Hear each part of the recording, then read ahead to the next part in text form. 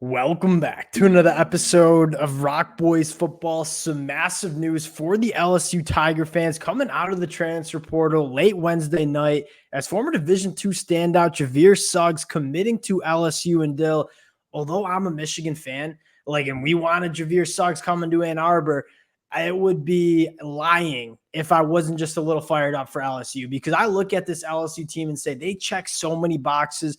Heading into 2024, I didn't want to see them go into the 2024 year with kind of just a liability on the inside of the defensive line. And the LSU fans and I had this conversation a couple of days ago in terms of, all right, you missed out on Dominic Williams. That was kind of the crown jewel in this transfer portal class. Was it kind of a blessing in disguise where you had this big package, this recruiting package, if you will, to get Dominic Williams to Baton Rouge? You don't get Dominic Williams. What does that allow Brian Kelly and this LSU program to do is kind of split that big package up to get Dominic Williams and, go build some depth along the line of scrimmage. And that was more important than just landing Dominic Williams, right? If you were to say you could land Jay'Viar Suggs plus maybe another interior defensive lineman that we'll talk about a little bit later versus just Dominic Williams, I think most LSU fans understand we're more concerned with bodies, high quality bodies, than just one really good body. So I think it's a little bit of a blessing in disguise for this LSU program. Massive commitment. Fired up to get into it. Before we do, and as always, just want to say thank you to you guys. A massive shout out to the LSU fans, the boys repping the LSU commitment sweatshirts.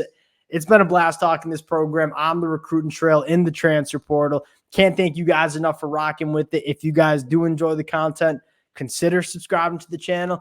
And Dill, I'll kick this one off to you. Jay'Viar Suggs coming to LSU.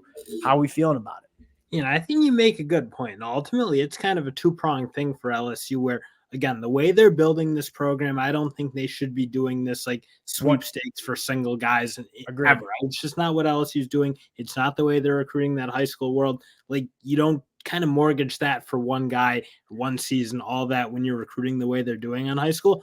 But also when you're in the defensive line room, when you look at it, if you have one guy and a bunch of guys you don't trust, it doesn't matter. It's just like you need 3, 4, 5, 6 guys in that unit, all of whom you can trust play in and play out to play really good football. And I'm kind of with you. I think you want to add probably one more guy in this portal window.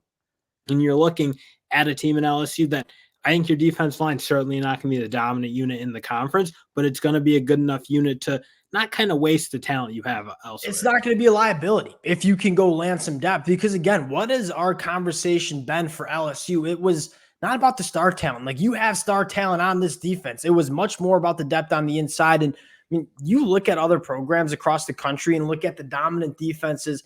Yes, you have to have star talent, right? You look at Michigan last year, you look at Georgia the last couple of years, but what's much more important and kind of something that's not always fun to talk about, but extremely prevalent in some of those defenses, is depth along the lines of scrimmage. And you look at LSU, I think, missing out on Dominic Williams, potentially landing a guy like Jay'Viar Suggs, another name we'll talk about, I think is massive. And I'll be the first one to admit, I don't watch a ton of Grand Valley State football, or I spend my Saturdays watching some other teams play.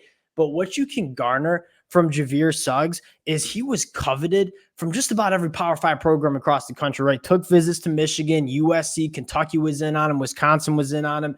A lot of Power 5 programs were in on a guy like Jay'Viar Suggs. So although I can't speak personally to what Jay'Viar Suggs brings to the table, I'm going to trust the rest of the coaching staffs across the country in terms of how bad they wanted this kid and say, yeah, this is a quality addition to this LSU defensive line. And Dill, let's talk about another target. And again, Brandon Lane coming from SF Austin, another one where, again, I don't watch a ton of SF Austin, but I do know that Brandon Lane has been very coveted. USC, Colorado, Michigan State, he was previously committed to. You're looking at another name that LSU probably has a very good shot to get. And Dill, you asked me personally, Jay'Viar Suggs, Brandon Lane versus a guy like Dominic Williams. No shot at Dominic Williams, but I'm taking these two quality bodies over one horse that you're going to have just for 6 months. And frankly, yeah, I think you're right. When you play the other parts of the dynamics and what it does to your locker room and what being that type of team that, again, I think I've heard some guys, like I think Josh Page said, like, what do you do? I have to look at Will Campbell and some of these other stars. Well, we just took for 6 months. We had to get in this massive bidding war, whatever is going. I mean, that stuff, I don't think that's a sustainable model. So I just inherently agree with Brian Kelly. And I also think at the end of the day, when you're looking at LSU, I think the the numbers mean more than like maybe that top end talent at this point, just given where they are. 100%. And I think you like the shot that they have to land Brandon Lane as well, because they have some coin in their pocket. The coin that they were ready to give Dominic Williams that now you can use to go get a guy like Brandon Lane and Jay'Viar Suggs. And let's talk about one other difference maker that you're kind of gaining some traction for LSU. We talked about Wesley Walker the other day, the former Tennessee safety, a guy that's played over 2,200 snaps during his career. Well, his stepbrother, Tyler Barron, sounds like they're kind of a package deal in the portal. You talk about another difference maker on the defensive line, although not on the inside of the defensive line, purely one of the best edge rushers you saw in college football, right? 16.7% pass rush win rate, over 31 quarterback hurries for Tennessee last year. This is a proven commodity who's done it at the SEC level. It sounds like LSU's in the running for Tyler Barron as well. And I'm suddenly looking at this LSU defense and say, if you can make it happen for Brandon Lane and Tyler Barron, my narrative on how this LSU defense is going to be in 2024, it is changing, and it's changing quickly.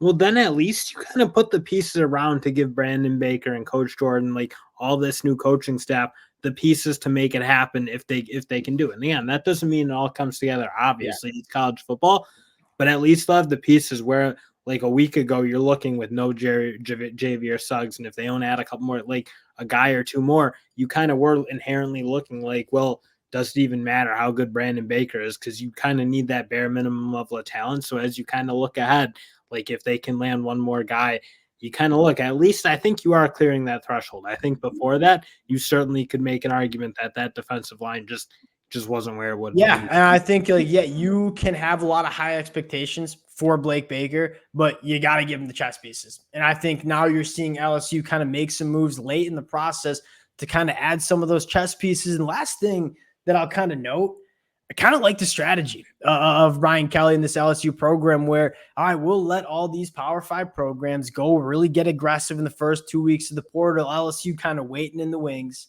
And now they're getting aggressive after most of these Power 5 programs are kind of out of the picture, kind of filling up their roster. LSU's got a chance to land a lot of difference makers that are still available in the transfer portal. That only works because they really kill it at the high school level. I don't think that kind of method works if you're Ole Miss and you're recruiting in that 20 to 30 kind of range more typically. LSU, I mean, everything I'm kind of seeing, especially this year, they're ratcheting that up in a meaningful way.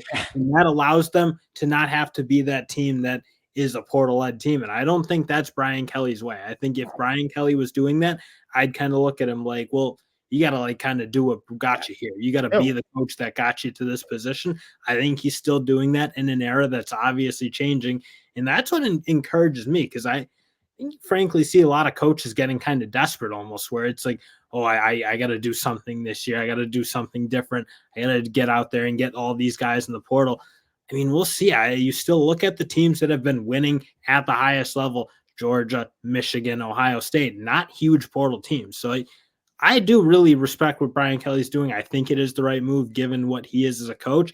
And I think kind of even this spring portal window, kind of proof of concept, if you will, in terms of how he's going to do things. Yeah, and LSU fan made a really good point in the comment section. Like, you saw him get aggressive the first couple of years because they needed to. Just the personnel wasn't there, and that was the way to kind of turn this roster around quickly. You're going to see less and less of Brian Kelly being extremely active in the portal. Don't get me wrong, LSU's going to make moves in the portal, but they're going to rely on their high school class. You take a sneak peek at 2025, it could be the #1 class in the country. Big fan of how Brian Kelly's doing it. He's doing it the right way. He's doing it to have sustainable success and in LSU, kind of be that national championship contending team every single year. Fired up about this commitment. Appreciate you guys rocking with the fellas. Again, if y'all do enjoy the content, consider subscribing to the channel. We'll talk to y'all later.